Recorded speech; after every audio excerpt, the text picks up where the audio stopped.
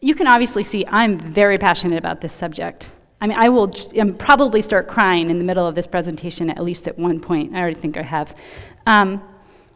So I'm personally concerned about the humanity here, the human aspect. But let's just say you don't care about human beings, and you don't care about the fact that we're kind of on the verge of extincting ourselves. Let's say you don't really care about that. All you care about is like cold, hard economics. Let's just take a look at what this epidemic is going to do to us economically.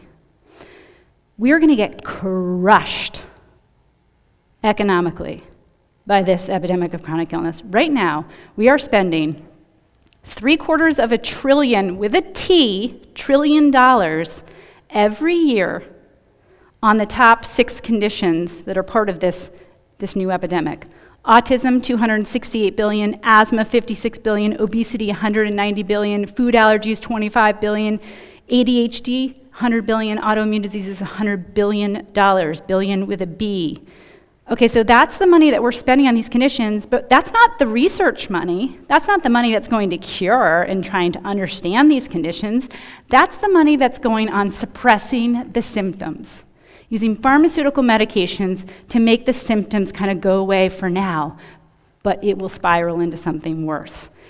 Can we continue to spend $750 billion every year just to suppress symptoms? There's a study out of UC Davis in 2015 that looked at autism.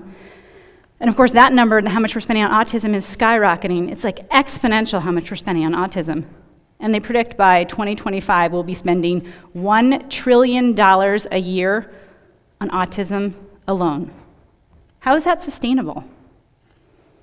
The other thing I want to mention about sustainability here, economic crisis, we're not going to be able to sustain a military. That's a real national security issue. A couple years ago, some retired generals and former military personnel got together because they were really concerned about this issue, and they published a report called Too Fat to Fight. I'm not even kidding, that's the title of the report, like an official, military report, Too Fat to Fight. And do you know what they found in this report? That 75% of new recruits aged 17 to 24 were unfit for military service because they were too fat, because they had mental health problems, or because they had criminal records. Just physically couldn't do what the military needed them to do. 75%. How are we going to fill an army if we needed to? I mean, I'd prefer that we didn't have to. We have peace on earth, but it's a national security crisis if you want to look at it that way.